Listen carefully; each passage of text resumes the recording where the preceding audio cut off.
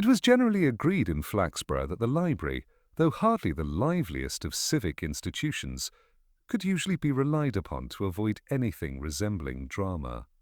Even the annual Summer Lending League, conceived by Councillor Busby as a means of encouraging a responsible reading habits, had achieved a kind of quiet notoriety only for the refreshments, which were unfailingly tepid. That was until Miss Beatrice Fanshawe came back.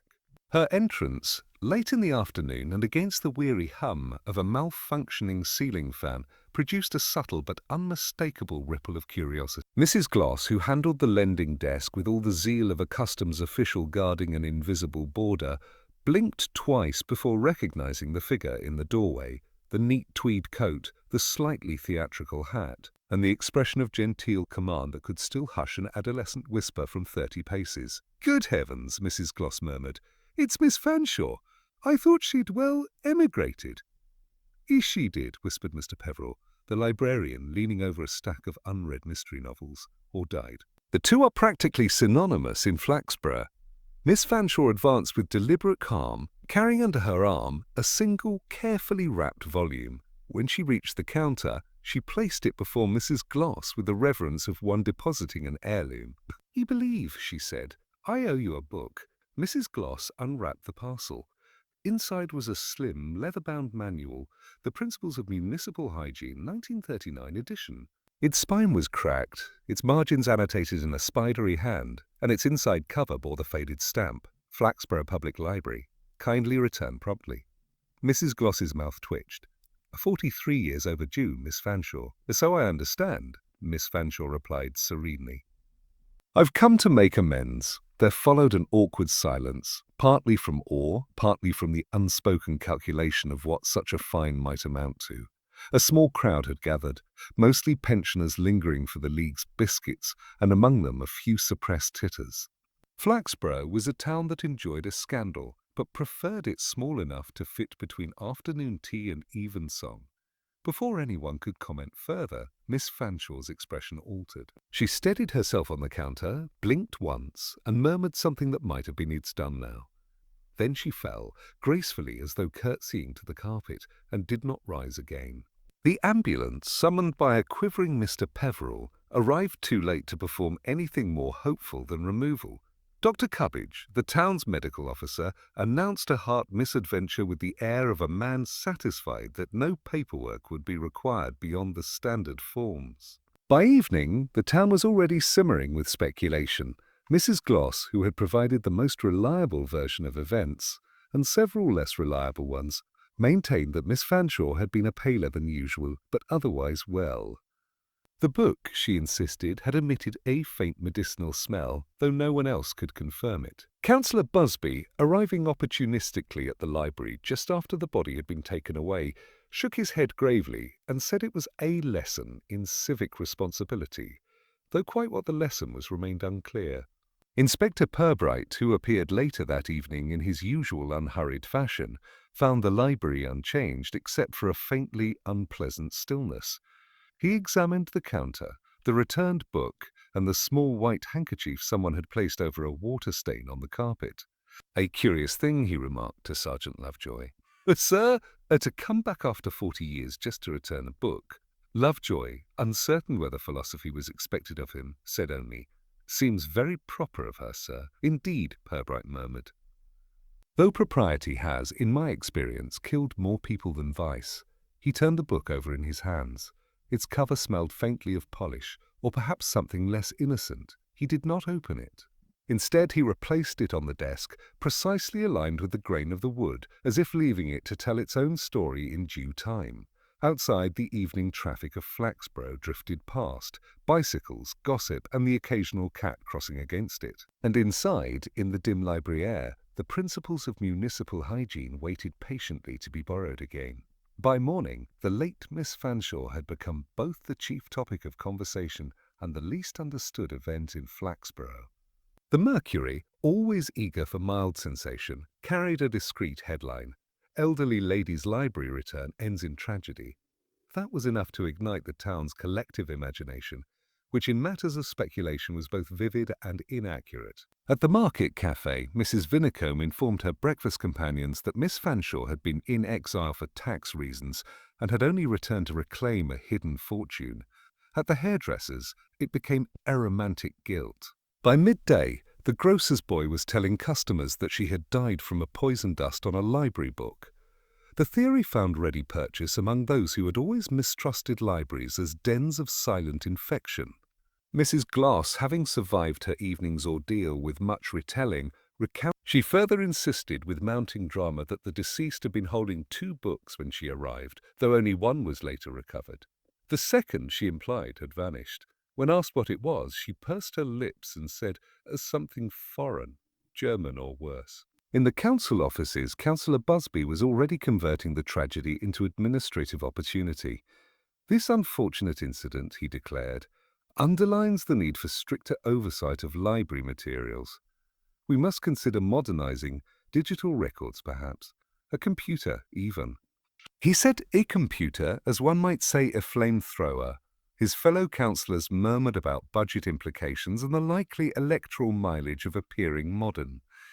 Meanwhile, Inspector Purbright was content to remain the only person not excited by the affair. He had arranged for the book to be examined at the station laboratory, though he anticipated no revelations beyond dust and nostalgia. His main curiosity, quietly noted on his blotter, was this: why return now? 40 years was a long time to carry guilt over a borrowed volume. Longer still to carry it back to the scene. Sergeant Lovejoy, standing by with the diffidence of a man who feared disrupting thought, ventured, "And might have been sentimental, sir. Folk come back for old times." "A sentiment," said Purbright mildly, "rarely makes one tidy up municipal accounts." He tapped the edge of his pencil. "Did you locate next of kin? A nun local, a niece somewhere near Colchester. Says she didn't know the old lady had even left Malta." The remark seemed to please Purbright, though he gave no sign beyond a slow blink. "A Malta, was it? I suppose our climate must have been quite a shock." At the same hour, Mrs. Gloss was granting an interview to a young reporter from the Mercury.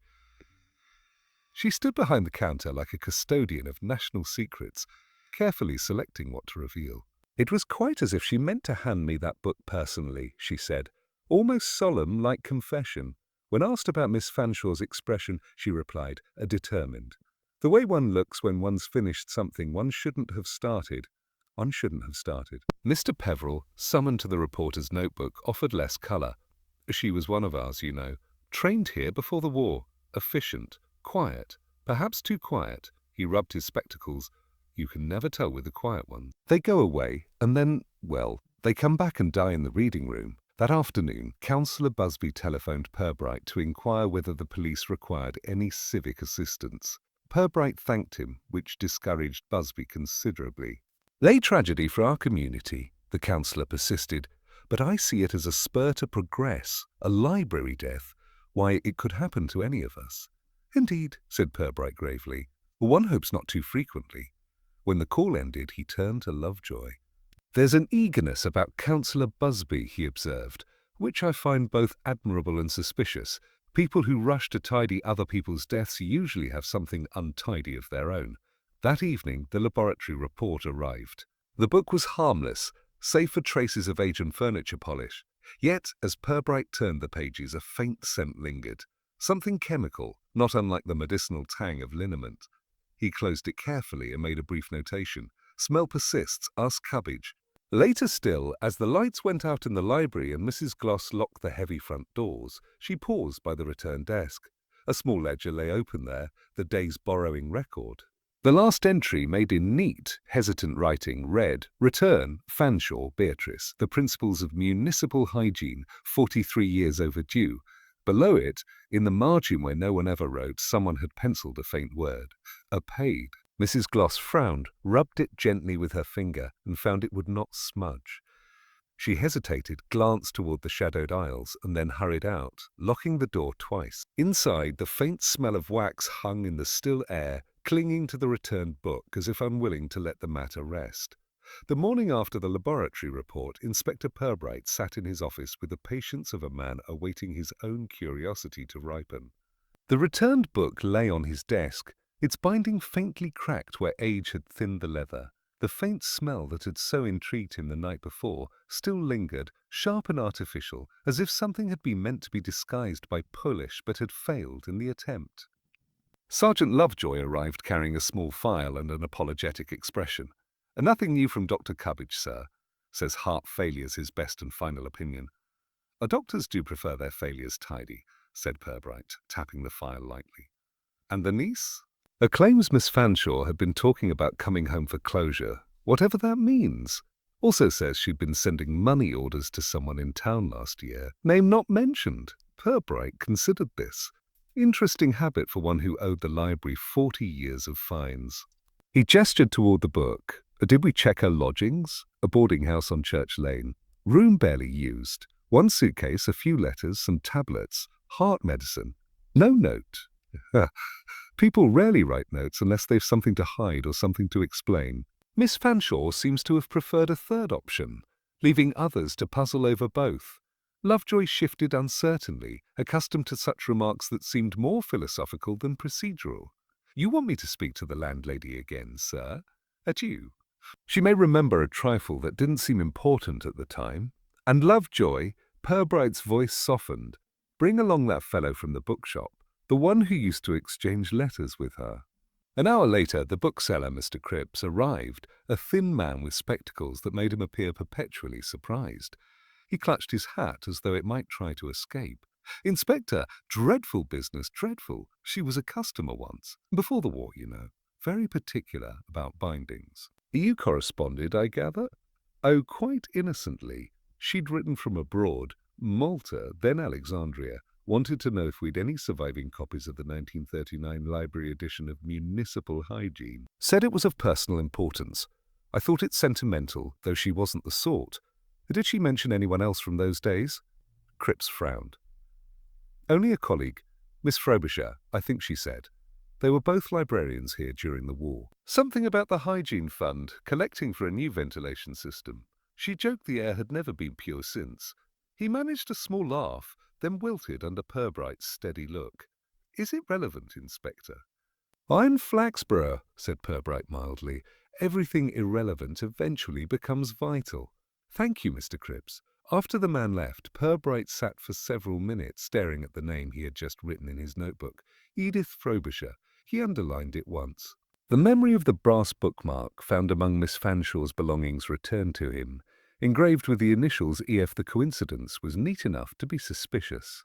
Later that afternoon, he and Lovejoy paid a visit to the town clerk, Mr. Plumble, whose office contained more files than conviction. Plumble was of the school of civil servant who believed any question could be answered by rummaging for a sufficient period.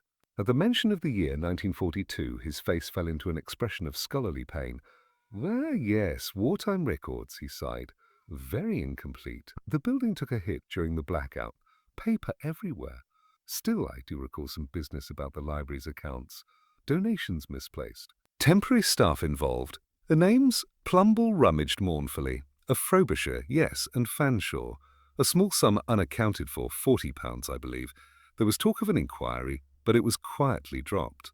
Miss Frobisher left the district soon after. Quietly dropped," repeated Purbright. A most Flaxborough phrase. He closed his notebook. "Thank you, Mr. Plumble. You've been immensely imprecise, which is just what I needed." Back at the station, Lovejoy read over the notes. "So Miss Fanshawe comes back, returns the same book tied to that old fund, and dies doing it. Maybe she felt guilty, sir." "Or innocent," said Purbright. "The two feelings are often indistinguishable until one looks at the timing." He leaned back, fingers steepled. "Tell me, Lovejoy, does guilt usually wait 40 years for a return date?" "I suppose not, sir." Then perhaps Purbright mused it wasn't guilt she brought back to the library. Perhaps she came to return someone else's debt. Lovejoy looked uncertain whether that was insight or irony.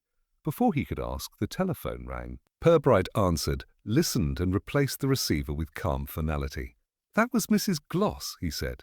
"She's discovered that the library's wartime borrowing ledgers are missing. Filed under gardening pamphlets, apparently." Lovejoy blinked. "Accident?" "Wine Flaxborough," said Purbright, reaching for his coat. "Accidents have the decency to happen on purpose." Dr. Cubbage's inquest report arrived by noon, wrapped in officious certainty. A heart misadventure, it declared, as though the phrase itself excused further inquiry. The medical officer had even added a note recommending a moderation in future civic events, which Purbright read with mild amusement. The town, for its part, was delighted. Nothing reassured Flaxborough more than a tidy explanation that required no unpleasant thinking. By afternoon, the chatter had shifted from mystery to morale. Mrs. Gloss was heard lamenting that stress kills the conscientious, while Councillor Busby praised Miss Fanshaw's sense of duty unto death. His tone, half eulogistic and half campaigning, found its way into the Mercury, which printed a feature titled "A Civic Life Redeemed." To accompany it, the paper reproduced an old photograph of Miss Fanshawe standing stiffly beside the wartime library shelves, a picture Busby supplied himself. Purbright noticed the small act of possession and noted it down privately. At the police station, Sergeant Lovejoy placed a fresh file on the inspector's desk. "That's everyone connected to the 1942 Library Fund, sir. Most dead, except one Edith Frobisher, no record after 46. Purbright glanced up. A disappearance that tidy seldom remains so. We'll find her, eventually. They usually resurface as something else entirely." The brass bookmark lay beside him, polished now, the initials EF gleaming faintly. It had been found not among Miss Fanshaw's possessions previously thought, but inside the returned book's front cover. The discovery had come from Mrs. Gloss, who claimed she'd only noticed it while dusting. Lovejoy doubted that. So did Purbright, but he preferred not to embarrass witnesses before they had a chance to contradict themselves further. That evening, the inspector walked down to the library himself. The building, shut to the public, had the sombre dignity of an unused chapel. In the reading room, the dust of 40 years seemed to have settled exactly where Miss Fanshawe had fallen. He stood there a moment, hearing the faint hum of electric light and distant traffic, then opened the returns ledger. The penciled word of payday remained untouched. Beneath it, someone, he guessed Mrs. Gloss again, had added a small cross, neat and reverent. "There's some debts," he murmured, "invite worship." Behind him, the door creaked open. Mr. Peveril, the librarian, appeared holding a mug of weak tea for evening, Inspector. "Didn't expect to see you haunting us so soon." "A routine haunting," said Purbright, smiling faintly. "Tell me, Mr. Peveril, did Miss Fanshawe correspond with anyone here before her return?" Peveril adjusted his spectacles. "Not directly, though she wrote to the library committee last spring about restitution, something about settling old accounts. It was Councillor Busby who replied. He likes to involve himself in civic correspondence, particularly when there's a whiff of publicity." "Yeah. Did she enclose anything with her letter?" "A cheque, I believe. £40. I paid it into the library fund as instructed." Purbright looked up sharply. 40? "Oh, yes. Why, is that significant?" "Only historically. £40 was the precise sum unaccounted for in 1942, Peveril frowned. "A coincidence, surely." "Flaxborough," said Purbright softly, "does not excel in coincidence. It's too small for them." He returned to the station just as twilight deepened, the lamps winking on along High Street like a row of mild conspirators. Lovejoy was waiting, holding the day's evening edition of the Mercury. The headline read, "Library death are not suspicious, say police." "I didn't say that," Purbright remarked mildly. "A reporter assumed, sir. Said you looked unsuspicious." My natural expression again. He folded the paper neatly. "Let's give them something better to print next time." Lovejoy hesitated. "Sir, if she didn't die naturally, what's the motive? She's been gone 40 years. No enemies left to bother." Purbright leaned back, his gaze on the ceiling. "Enemies die, Lovejoy, but their debts survive. Sometimes people come home not to collect what's owed, but to make sure someone else still remembers owing it." A pause, the hum of the radiator filling the silence. "Then you think someone else—" "No, I think," said Purbright, "that Miss Fanshaw's return unsettled an old arrangement. And whoever arranged it would prefer old sins to remain misfiled." He rose, buttoning his coat. "Tomorrow we shall visit Councillor Busby. I fancy he knows more about restitution than he admits. And perhaps we'll ask why he keeps such a ready photograph of Miss Fanshawe in his death." Lovejoy followed him to the door. "You think he knew her back then?" Purbright gave a small, dry smile. "In Flaxborough, everyone knew everyone back then. The only mystery is what they pretend to have forgotten." Outside, the lamps flickered against the mist, their light dim but persistent, like memory itself refusing to go out quietly. The next morning broke with that pallid indecision peculiar to Flaxborough weather, the sky unable to decide between drizzle and sulk. Inspector Purbright, already at his desk, regarded the brass bookmark lying on a blotter as though it might yet volunteer information. Its polished surface gleamed faintly in the lamplight, the initials EF seeming at once obvious and evasive. He turned it over for perhaps the 10th time before remarking, "People seldom keep other people's bookmarks without reason." Sergeant Lovejoy, who had learned that such observations were not rhetorical, waited. "You think she took it, sir? Borrowed, perhaps?" Miss Fanshawe seems to have had a lifelong difficulty distinguishing between borrowing and ownership. I wonder whether Miss Frobisher shared that trait. He rose, placing the bookmark in an envelope. "Let's hear what Dr. Cubbage makes of our peculiar smell." Dr. Cubbage received them in his office, where disinfectant seemed to compete with pipe smoke for dominance. "I've done your test," he said, squinting. "Residue consistent with old sealing wax, scented perhaps lavender or rose. Nothing toxic." Purbright smiled faintly, reassuring. "We can now rule out death by perfumed stationery." Cubbage snorted. "You'll find nothing sinister in a whiff of nostalgia, Inspector." Purbright thanked him politely and left, but the remark lodged in his mind. Nostalgia, after all, was precisely what seemed to have killed Miss Fanshawe, or driven her back to where it could. Back at the library, Mrs. Gloss was in full recital to a cluster of curious patrons when the inspector entered. She broke off at once, smoothing her hair and adopting a tone of dutiful authority. "Inspector, I was just explaining how fragile our historical records are. So much loss over the years." "A loss?" Purbright echoed, eyeing the half-opened cabinet behind her. "It seems to be the library's most consistent theme. I understand some of your wartime ledgers have gone astray." Her composure stiffened, temporarily misfiled.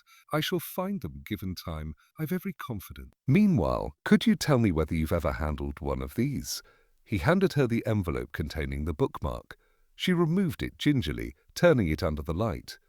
"Oh, that's handsome. Very old, engraved initials. EF, not one of ours." "Though, wait, yes, I've seen something similar in a photograph. Miss Fanshawe used to have a friend, another librarian, Edith Frobisher. She wore a little chain with one of these dangling from it. I thought it peculiar at the time. Imagine hanging a bookmark round your neck." Quite," Purbright murmured. "And what became of Miss Frobisher? Left during the war. Some say she married a civil servant, others that she ran off to Scotland. There was unpleasantness about missing funds, but all that was hushed up. Poor Miss Fanshawe took it very much to heart." Purbright nodded, the faintest smile tracing his lips. "And yet, after 40 years, she returns the same book connected to those funds. Sentimental symmetry, don't you think?" Mrs. Gloss's eyes darted toward the reading room. "I suppose one never forgets old obligations." "Indeed not." He replaced the bookmark in its envelope, thanked her, and moved off among the shelves. The silence there was comforting in its routine, the faint tick of the clock, the distant creak of floorboards, and somewhere, the whisper of a page turned by no visible hand. He wandered into the back office, where a cupboard stood half open, its contents a muddle of correspondence and yellowing notices. Among them lay a folder marked Library Committee, 1942.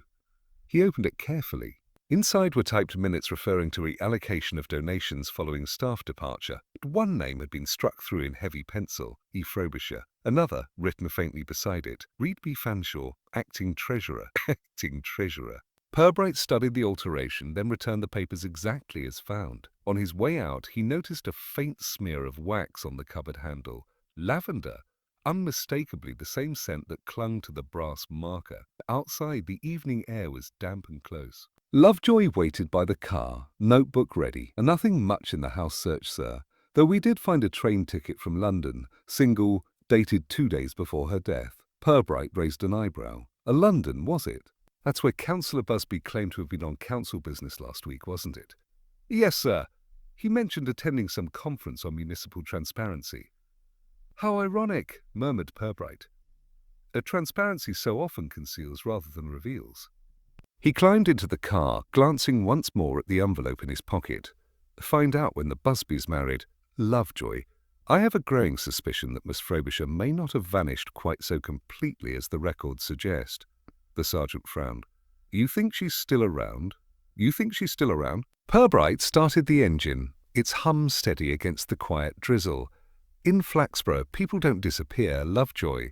They simply change the labels on their lives. And sometimes, if one isn't careful, someone comes back to read the fine print.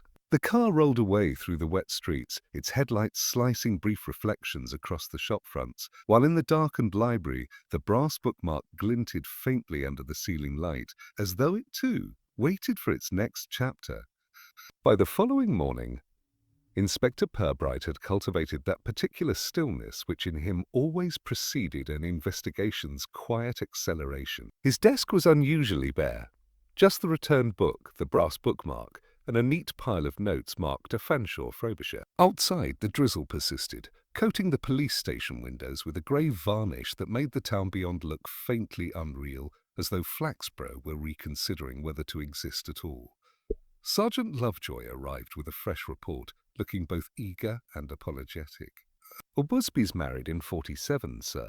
Registry Office, London. Her name before was Edith of Frobisher. Purbright regarded him mildly. Was it indeed? He set down his pen. And yet our local councillor's wife insists she was born in Surrey and never set foot in a library except to open bazaars.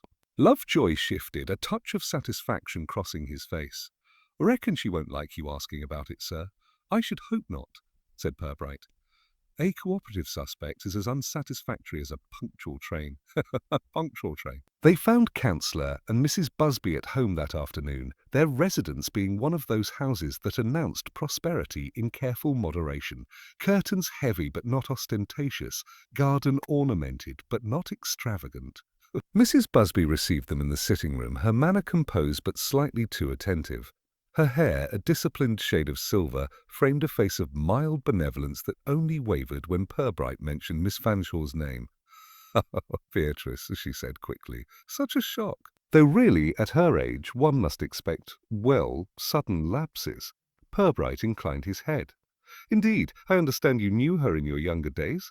A hesitation so brief that only Lovejoy's pencil caught it. Yes, vaguely. We both worked at the library during the war. I was just a clerk then. Miss Frobisher was, I believe, a clerk too. Her eyes flickered toward the window. Yes, that's right. Dreadful business, the bombing, the shortages, everything mislaid. Quite so, Purbright said gently, including £40 from the hygiene fund. The colour drained a little from her face, then returned precisely arranged. Surely that was all sorted out long ago. Indeed it was, said Purbright. A Miss Fanshawe made certain of that before she died. She repaid the amount last year with interest. Mrs. Busby's hand trembled as she reached for her teacup, and the teaspoon gave a small, treacherous clink. Very proper of her. Most proper, Purbright agreed, watching her stir the empty cup.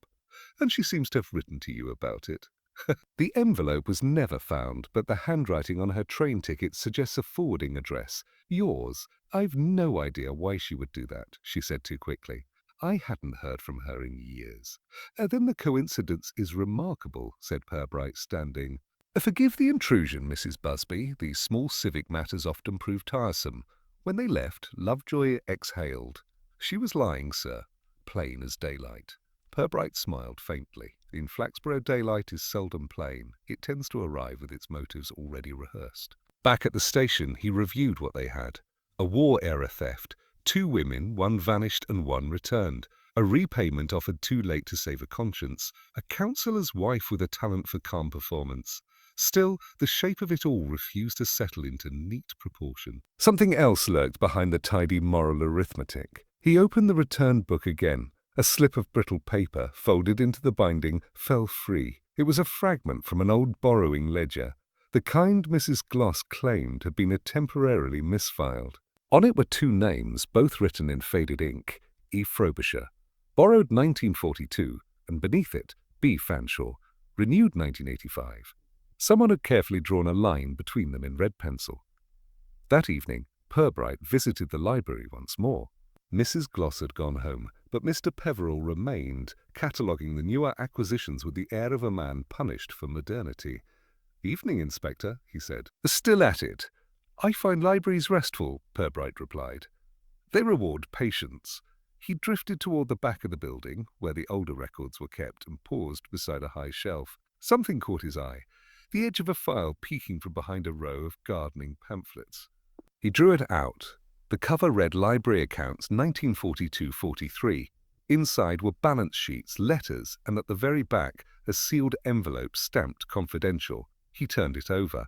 The seal had been broken long ago, and faint traces of lavender wax clung to the fold. Inside lay a short note, typed on brown paper. The debt is repaid. Let no one reopen it. It bore no signature. Purbright stood for a long time, reading and rereading the words. The handwriting on the envelope's corner, a few initials scrawled in pencil, was neat, practiced, unmistakable. EF. When he left the library, the town was sinking into dusk, the lamps shimmering through mist like hesitant stars. Lovejoy waited by the car. "Anything, sir?" Purbright slid the envelope into his coat pocket. "A little light reading. I think Miss Frobisher, Mrs. Busby, has been borrowing more than books." Osgood's clock. "Thee question her again?" "Not yet," said Purbright, watching the fog close around the church spire. "We'll wait for her to renew the truth in her own good time. Some stories, like overdue volumes, always find their way back to the shelf." By dawn the next day, Flaxborough's modest calm had settled again over its streets, though a few of its citizens might have described the atmosphere as expectant, had they possessed the vocabulary for it. Inspector Purbright, however, detected it in subtler ways: the unusually early postman, the flicker of curtains along High Street, and the faint scent of curiosity in the air, like wood smoke on still water. He was finishing his first cup of tea when Sergeant Lovejoy appeared, looking both alarmed and faintly apologetic. "There's been another one, sir. The librarian, Mr. Peveril, found him slumped over his desk when Mrs. Gloss came in to open up. Alive, but only just." Purbright set down his cup. "I trust she resisted the temptation to declare him deceased before consulting a doctor." "Barely," said Lovejoy. "Dr. Cubbage says it's sleeping tablets. He'll live, though he's woozy. And something's missing from the library." Purbright's brows lifted. "And not the minutes of the library committee, I hope. That would qualify as theft of boredom." "No, sir," said Lovejoy. "That same book, The Principles of Municipal Hygiene, gone again." An hour later they stood in the dim reading room, where the evidence of disturbance was as polite as the crime itself. A chair slightly askew, an open drawer, a faint cup-ring on a file. Mr. Peveril, pale and blinking, reclined on the settee in Dr. Cuppage's care. He looked deeply offended by the indignity of unconsciousness. "I remember very little," he said weakly. "I'd stayed late to reorder some reference catalogues. There was a note on my desk when I came round, typed, unsigned." He handed it to Purbright, who unfolded it carefully. The paper bore the same faint lavender scent that had haunted the investigation. The message was brief. The debt was never mine. Mrs. Gloss hovered near the counter, bursting with narrative energy. "It's dreadful, Inspector. I told him not to stay after closing. There's something unwholesome in this place since that poor woman died. You can feel it in the air, like something watching." Purbright regarded her calmly. "Libraries do tend to encourage that impression, Mrs. Gloss. It's called concentration." Nevertheless, he looked around. The air indeed felt heavier than usual, a subtle stagnation, as though the building itself were holding its breath. He crossed to Peveril's desk and examined the area with his usual understated precision. A half-empty bottle of milk stood nearby, its rim dusted with powdery residue. He sniffed, then replaced it. As someone with a preference for efficiency rather than cruelty, he said quietly. Lovejoy bent over the desk drawer. "Odd, sir, everything's still here except the one book." "Which tells us," Purbright said, "that the thief values symbolism more than reading material." He straightened, gazing toward the shelves where the gap yawned among identical bindings. The same book, returned after 40 years and now re-borrowed without permission. One wonders how many times it must circulate before everyone involved achieves absolution. They left Peveril in the doctor's care and returned to the station. Purbright spent much of the morning reviewing statements, his pencil making slow, deliberate notes in the margin. At midday he looked up. "Lovejoy, would you fetch me the council meeting schedule for the past 5 years? The whole lot, sir? Merely those chaired by Councillor Busby. I fancy our man of civic virtue may have been authoring more than minutes." Lovejoy returned an hour later, dropping a slim folder onto the desk. "All there, sir. And something else, Mrs. Busby's typewriter ribbon. It's the old sort, two-colour, keeps impressions. She claims she uses it for church notices. Purbright examined the faint print still visible along the ribbon's edge. And yet, he said, someone recently typed a note about debts. Same spacing, same font as our anonymous letter. He handed it back. It appears that repentance, like bureaucracy, requires good stationery. That afternoon, the inspector paid a discreet visit to Mrs. Busby under the pretext of returning her husband's misplaced council correspondence. She received him with perfect calm, though a faint tremor betrayed her when he mentioned the latest library incident. "How dreadful," she said. "Poor Mr. Peveril. I can't think why anyone would want that silly old book." Purbright smiled gently, perhaps because it isn't silly at all. Some books serve as confessions, Mrs. Busby. They record not words, but timing. I wonder whether Miss Fanshawe ever told you she meant to return it. Her composure cracked just slightly. No. Why should she? Because, Purbright said softly, I believe she wished to free herself from a debt that was not hers. And I think she hoped someone else might finally admit the same. For a moment she stared at him, colour draining. Then she rose, steady but cold. "Inspector, if you intend to accuse me of something, please do so properly. My husband will expect a written statement." Perhaps, Purbright said, hat in hand, but not quite yet. "You see, I don't believe Miss Fanshawe died of natural causes, and until I do, I shall be returning to this conversation, much as that book keeps returning to the library." He left her standing rigid by the mantel, eyes fixed on some invisible past. Outside, the air had thickened again with drizzle, but he walked slowly, untroubled. The case, like the weather, was closing in, though he sensed the storm had not yet decided where to strike. The evening settled upon Flaxborough with a kind of dull finality that seemed designed to make human reflection unavoidable. At the library, where the lamps glowed faintly behind misted windows, Inspector Purbright sat alone at a table in the reference section, the returned book before him once again, its absence from the shelf having lasted no more than 24 hours. Whoever had taken it had also, it appeared, been courteous enough to return it by the morning post. The parcel had been wrapped neatly in brown paper, without note, though faint traces of lavender wax lingered on the string. The library was quiet now, closed to the public. Only the building's faint creaks and the slow tick of the clock broke the silence. Purbright found himself listening to it with a curious satisfaction, as though the place itself was breathing a little easier. He turned the book over, running a finger along its spine. "A municipal hygiene," he murmured. "The purest of titles hiding the dirtiest of histories." He reflected, as he often did in such moments, on the odd economy of human guilt. It aged better than truth, lasting long enough to become part of the furniture. 40 years had passed, yet here was a debt still being paid in silence, the coins of it now stamped with fear rather than remorse. He imagined Miss Fanshawe alone in her lodgings, tracing the same line of reasoning, perhaps knowing that forgiveness demanded a witness. The door creaked softly. Lovejoy entered, his footsteps cautious, as if reluctant to disturb the meditations of either man or building. "Sorry, sir, thought you'd gone home. I'm communing with the late Miss Fanshawe," said Purbright without looking up. She's proving remarkably articulate, in her way." Lovejoy drew up a chair, glancing nervously at the rows of dark shelves. "You've got that look again, sir. The one that means something's about to make sense. And not sense," Purbright corrected mildly, "a clarity. A rarer commodity. Do you know what I've been thinking about, Lovejoy? Borrowing. Not the act itself, but the assumption that one will eventually return what's taken." The sergeant frowned, uncertain whether to agree. "Miss Fanshawe borrowed guilt, not money," Purbright continued. "She took it on when Edith Frobisher disappeared, wore it for 40 years, and finally tried to hand it back. Only someone refused to receive it." He tapped the book gently. This was her method, a symbolic return.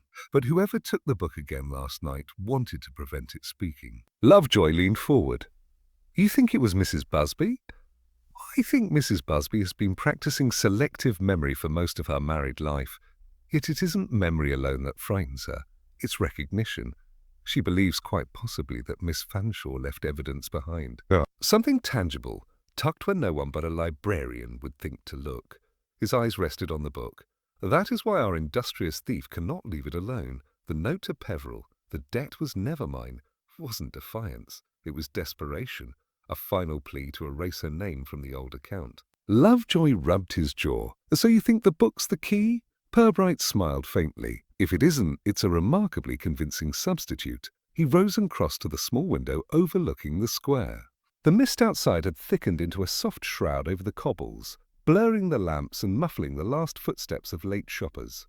You see, Lovejoy, Flaxborough thrives on pretense. Its citizens manage their secrets with the same care they manage their gardens, trimmed regularly, never uprooted. But every so often, something long planted sends up a new shoot and everyone pretends not to notice until it blooms. He turned back toward the table. Miss Fanshaw's death was not murder in the usual sense. It was the culmination of an old misunderstanding, tended carefully until it became fatal. Lovejoy looked uneasy. You mean she was poisoned, sir?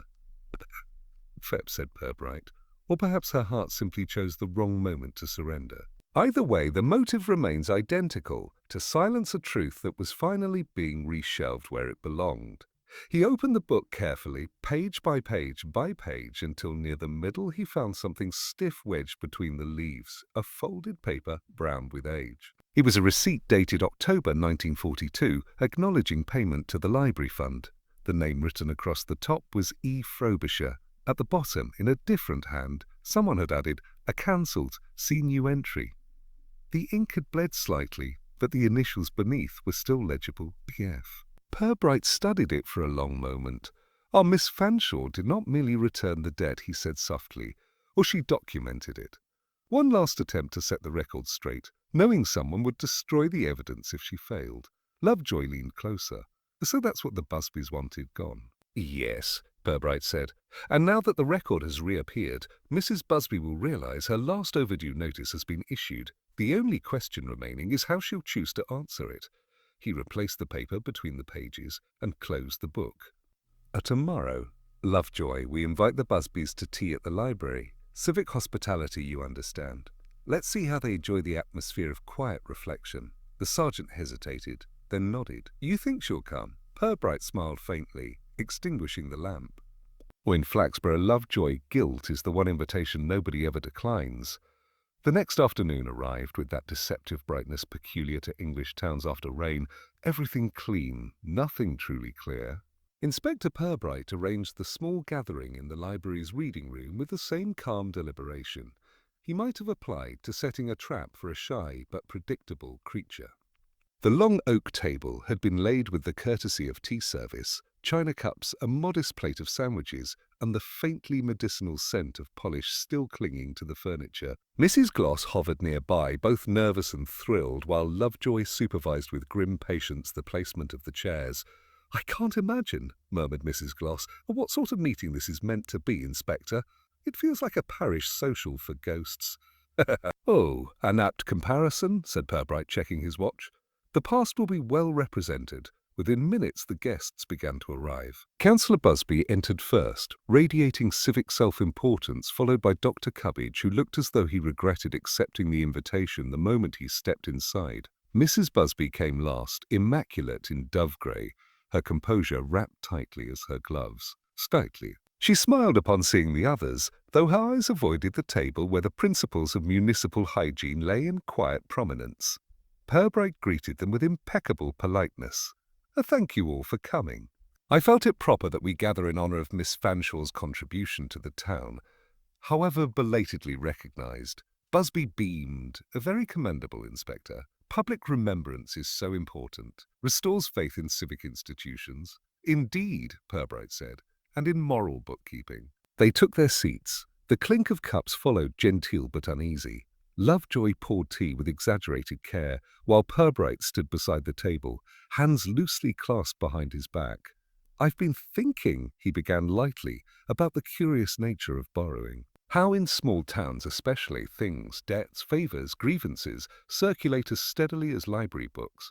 One person's loss becomes another's possession until one day it comes due for return." Cubbage cleared his throat. "A philosophical observation, Inspector." "But surely we're not here for a sermon." Merely a reflection, Doctor." He turned toward Mrs. Busby. "You, I imagine, would appreciate it most." Librarians understand the moral structure of borrowing better than anyone. Her cup froze midway to her lips. I'm not sure I follow. Perhaps this will assist. He opened the book, carefully drawing out the aged receipt he had found the night before. The paper, fragile and browned, lay between them like a relic. An entry from the 1942 accounts. It records a payment, £40, made by Edith Frobisher and subsequently cancelled under Beatrice Fanshaw's name. Curious, isn't it? A debt reassigned rather than cleared. A faint sound escaped her throat, half gasp, a half denial, quickly smoothed into a nervous laugh. I don't see why you think that concerns me. Oh, but it does, said Purbright gently. Because Edith Frobisher ceased to exist soon after. She married Councillor Busby here and began again under a new name, a fresh start unencumbered by past errors. The councillor blinked, then turned a slow, incredulous look toward his wife. Edith, what? Good heavens, you! She cut him off, voice sharp. It was wartime. We all did foolish things. I took the money to keep the library open.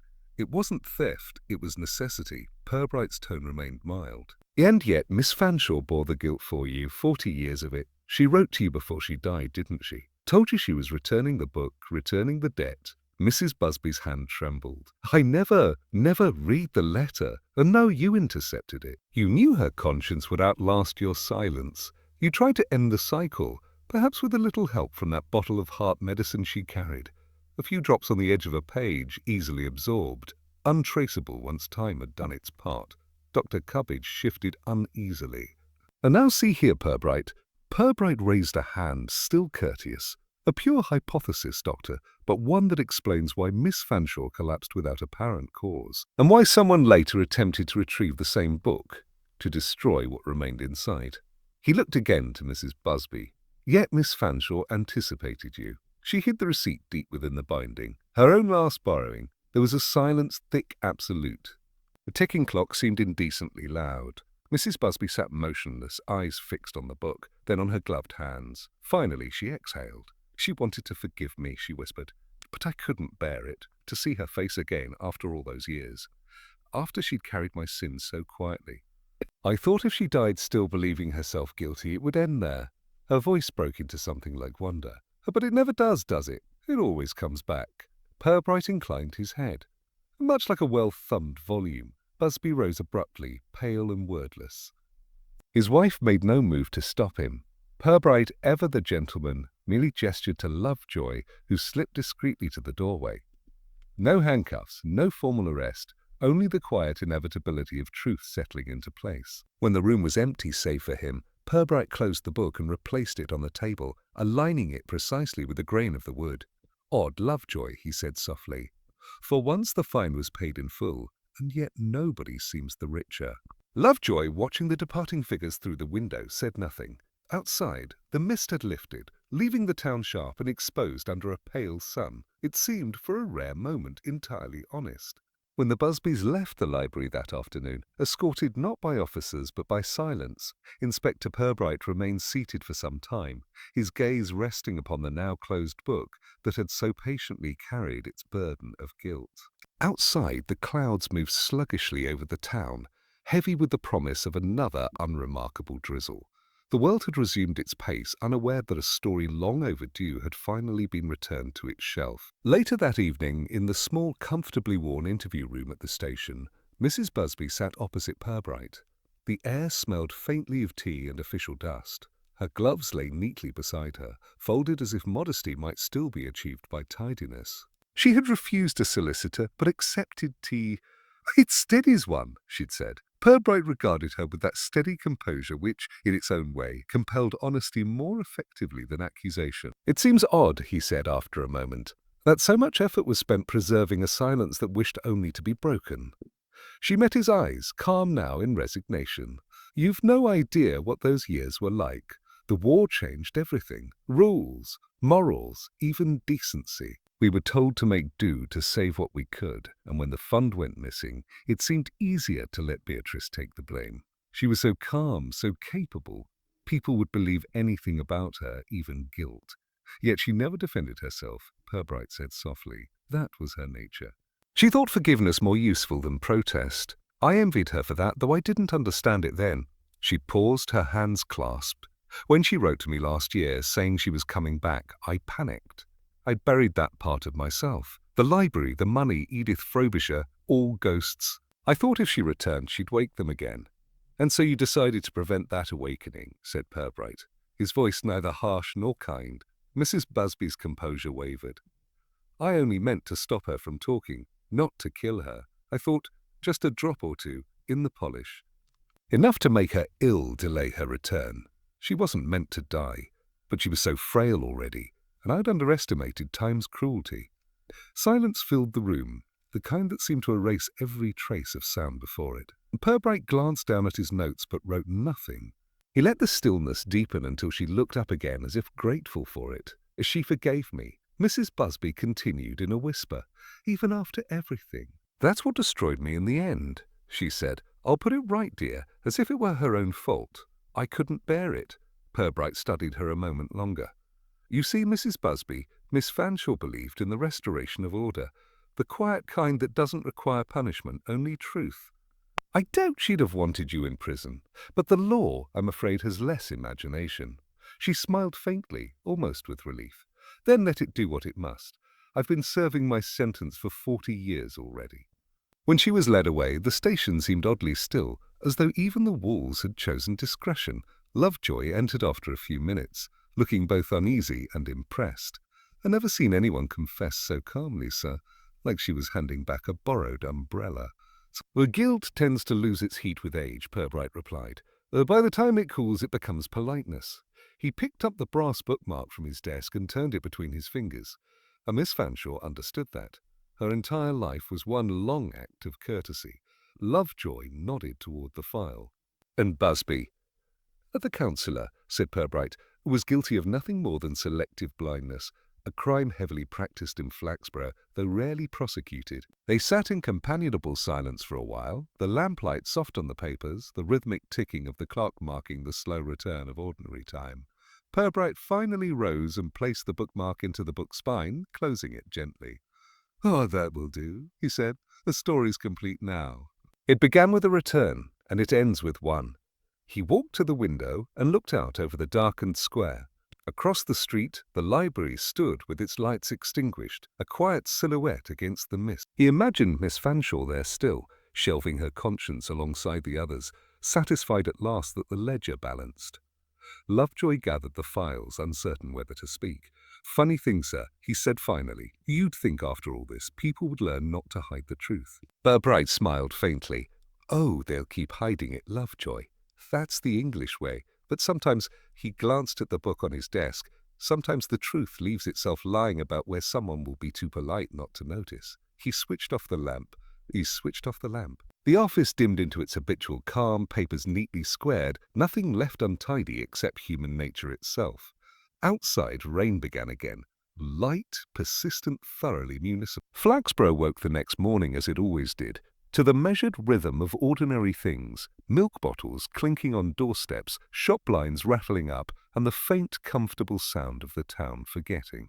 By mid-morning, the newspapers had already reduced the previous day's drama to a brief paragraph.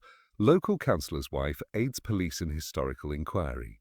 No mention of poison, confession or debt, just a polite summary, as though Flaxborough itself had conspired to file the matter under unresolved. In his office at the station, Inspector Purbright found a small envelope on his desk, forwarded from the county archives. Inside was the official receipt acknowledging the transfer of Miss Beatrice Fanshawe's estate, such as it was, to the Flaxborough Public Library. The amount, £40, had been deposited neatly under a donation, restoration fund. The bureaucracy of redemption, it seemed, had completed its circle. He sat back, allowing himself the small luxury of reflection. There had been no triumph in the conclusion, no applause, no headline. The town's appetite for scandal was faintly disappointed by the discovery that morality had won, but quietly, without spectacle. It preferred its sinners flamboyant and its saints conveniently absent. Yet Purbright found a peculiar satisfaction in the thought that justice, in its gentlest form, had been done not through punishment but through restoration. Sergeant Lovejoy entered, carrying 2 cups of tea. The Busbys have gone, sir. She's to be held at county until the inquest, though Dr. Cubbage says she's in poor health. Busby's resigned from the council, calls it a matter of dignity. Dignity, Purbright murmured, accepting the cup. A word that covers so many unflattering truths. Still he'll manage. Flaxborough forgets efficiently. Lovejoy hesitated. And the book, sir? What shall we do with it now? Purbright gestured to the shelf behind him, where the principles of municipal hygiene sat once again in its accustomed place, its brass bookmark gleaming faintly beneath the library stamp. Where it belongs. Returned, catalogued, and one hopes not borrowed again. The sergeant gave a half-smile. It's funny, isn't it, sir? All that trouble over a library fine. Not a fine, Lovejoy, said Purbright, gazing at the rain-washed window. A reckoning. The currency just happened to be paper and conscience. He paused, then added more softly, You see, what fascinates me about human nature is its bookkeeping. Everyone keeps an account somewhere, some in ledgers, others in memory. And now and then someone insists on balancing it, even if it kills them. Lovejoy nodded, though with a vague discomfort of a man who felt philosophy should be left to vicars. How will you be writing a full report, sir? Brief one, I think. Facts only. The rest would require imagination, and headquarters has no column for that. The clock struck 11, its chime subdued by distance and drizzle. Across the square, the library's front doors opened for the day. Through the misted glass, Purbright could see Mrs. Gloss bustling about with proprietary energy, arranging the display table for the monthly reading club. A new sign had been placed on the counter, painted in cheerful lettering. Ethical borrowing, a Flaxborough tradition. Purbright smiled faintly. There, Lovejoy. You see, even morality has found a slogan. He turned back to his paperwork, signing off the final page of his report with a slow, deliberate hand. The pen left a small blot at the bottom, a minor imperfection he did not trouble to correct. When he finished, he slipped the file into the cabinet, closed it, and for a moment simply listened to the rain outside. It was nearly noon when he rose, fetched his coat, and took the path toward the library. Inside, the familiar hush greeted him like an old acquaintance. Mrs. Gloss, startled but secretly pleased, hurried forward. Inspector, back again. You'll wear out the floorboards. I'm merely returning something, he said, holding up a small envelope. Within was a single note, written in his careful, unhurried hand, case closed. One debt repaid, though not to the ledger's satisfaction.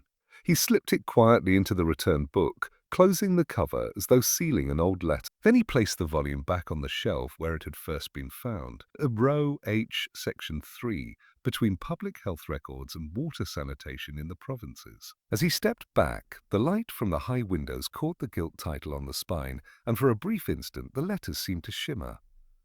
Then, as always, they settled into stillness. Purbright stood there a moment longer, hat in hand, before turning toward the door. Outside, the rain had stopped. The air smelled of wet stone and faint lilac from the gardens behind the library. The town, he thought, would go on precisely as before, its surface calm, its depths politely unacknowledged. He walked slowly down the pavement, blending once more into the quiet rhythm of Flaxborough, his figure diminishing among the ordinary comings and goings of the day, until only the faintest echo of his footsteps remained, measured, thoughtful, and entirely without hurry.